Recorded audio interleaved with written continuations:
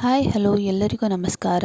ನಾನಿವತ್ತು ನಿಮಗೆಲ್ಲ ರಾಗಿ ಹಾಲ್ಪಾಯಿ ಯಾವ ರೀತಿಯಾಗಿ ಮಾಡೋದು ಅಂತ ತಿಳಿಸ್ಕೊಡ್ತೀನಿ. ನೀವಿಲ್ಲಿ ನೋಡ್ತಿರಬಹುದು ಎಷ್ಟು ಸಖತ್ತಾಗಿ ರೆಡಿಯಾಗಿದೆ ಅಂತ.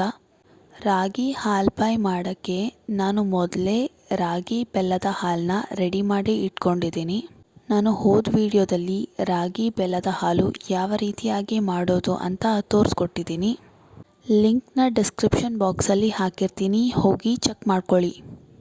ಮೊದಲನೇದಾಗಿ ನಾನಿಲ್ಲಿ ರಾಗಿ ಬೆಲ್ಲದ ಹಾಲನ್ನ ಒಂದು ಪಾತ್ರೆಯಲ್ಲಿ ಹಾಕ್ಕೊತಾ ಇದ್ದೀನಿ.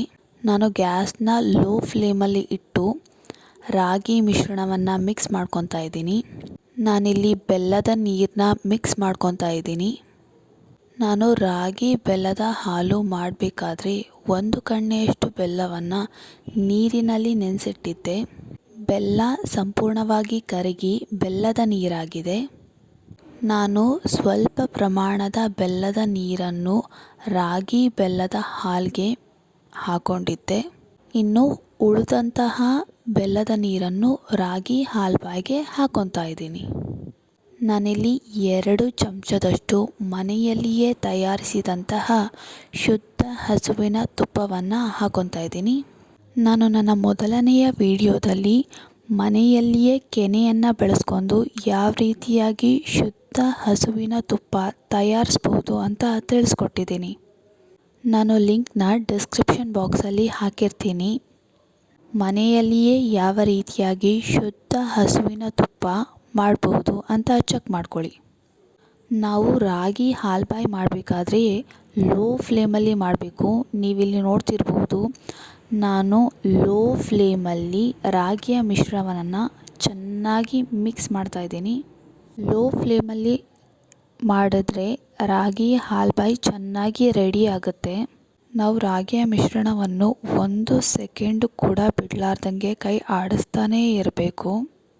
ಯಾಕಂದರೆ ರಾಗಿ ಮಿಶ್ರಣ ತಳ ಹಿಡ್ಕೊಂಡು ಸೀದೋಗೋ ಚಾನ್ಸಸ್ ಇರುತ್ತೆ. ಸೊ ಹಾಗಾಗಿ 1 ಸೆಕೆಂಡು ಬಿಡಲಾರ್ದಂಗೆ ನಾನು ರಾಗಿ ಮಿಶ್ರಣವನ್ನು ಕೈ ಆಡಿಸ್ತಾನೇ ಇದ್ದೀನಿ. ನೀವಿಲ್ಲಿ ನೋಡ್ತಿರ್ಬೋದು, ರಾಗಿ ಪಳಪಳ ಅಂತ ಕುದಿಯೋಕ್ಕೆ ಸ್ಟಾರ್ಟ್ ಆಗಿದೆ. ನೀವಿಲ್ಲಿ ನೋಡ್ತಾ ಇರ್ಬೋದು. 1 ಸೆಕೆಂಡ್ ಕೂಡ ಬಿಡಲಾರ್ದಂಗೆ ರಾಗಿ ಮಿಶ್ರಣವನ್ನು ನೀವು ಕೈ ಆಡಿಸ್ತಾನೇ ಇರಿ.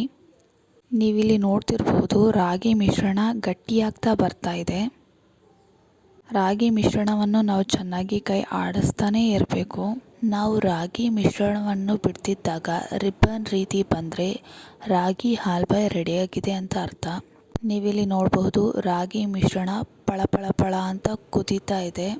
ನಾನಿಲ್ಲಿ 1 ಸೆಕೆಂಡ್ ಕೂಡ ಬಿಡಲಾರ್ದಂಗೆ ರಾಗಿ ಮಿಶ್ರಣವನ್ನು ಕೈ ಆಡಿಸ್ತಾನೇ ಇದ್ದೀನಿ. ನೀವಿಲ್ಲಿ ನೋಡಬಹುದು ಎಷ್ಟು ಚೆನ್ನಾಗಿ ರೆಡಿ ಆಗ್ತಾ ಇದೆ ಅಂತ. ನೀವಿಲ್ಲಿ ನೋಡ್ತಿರಬಹುದು, ರಾಗಿ ಮಿಶ್ರಣವನ್ನು ನಾನು 1 ಸೆಕೆಂಡು ಬಿಡಲಾರ್ದಂಗೆ ಕೈ ಆಡಿಸ್ತಾನೇ ಇದ್ದೀನಿ. ನೀವಿಲ್ಲಿ ನೋಡ್ತಿರ್ಬೋದು, ರಾಗಿ ಮಿಶ್ರಣವನ್ನು ನಾನು ಬಿಡ್ತಾ ಇದ್ದೀನಿ. ಸೇಮ್ ರಿಬ್ಬನ್ ಥರ ಬರ್ತಾ ಇದೆ. ನಾನು ಮೊದಲಿಗೆ ಒಂದು ಪ್ಲೇಟ್ಗೆ ತುಪ್ಪ ಸವರಿ ಇಟ್ಕೊಂಡಿದ್ದೆ. ಈಗ ನಾನು ರಾಗಿ ಹಾಲ್ಪಾಯಿನ ಆ ಪ್ಲೇಟ್ಗೆ ಹಾಕ್ಕೊತಾ ಇದ್ದೀನಿ. ರಾಗಿ ಹಾಲ್ಪಾಯಿ ಸಂಪೂರ್ಣವಾಗಿ ತಣ್ಣಗಾದ್ಮೇಲೆ ನಾನಿಲ್ಲಿ ಚಾಕುವಿನ ಸಹಾಯದಿಂದ ರಾಗಿ ಹಾಲ್ಪಾಯಿನ ಕಟ್ ಮಾಡ್ತಾ ಇದ್ದೀನಿ. ನೀವಿಲ್ಲಿ ನೋಡಬಹುದು ಎಷ್ಟು ಚೆನ್ನಾಗಿ ರಾಗಿ ಹಾಲ್ಪಾಯಿ ರೆಡಿಯಾಗಿದೆ ಅಂತ, ಎಷ್ಟು ಸಖತ್ತಾಗಿದೆ ಅಂತ, ಎಷ್ಟು ಚೆನ್ನಾಗಿ ಬಂದಿದೆ ಅಂತ ನೀವೇ ನೋಡ್ತಿರ್ಬೋದು. ನನ್ನ ವಿಡಿಯೋ ನಿಮಗೆ ಇಷ್ಟ ಆದಲ್ಲಿ ಲೈಕ್ ಮಾಡಿ, ಶೇರ್ ಮಾಡಿ, ಕಮೆಂಟ್ ಮಾಡಿ, ಸಬ್ಸ್ಕ್ರೈಬ್ ಮಾಡ್ಕೊಳ್ಳಿ. ಹಾಗೆ ಪಕ್ಕದಲ್ಲಿರೋ ಬೆಲ್ ಐಕನ್ನ ಪ್ರೆಸ್ ಮಾಡಲು ಮರೆಯದಿರಿ.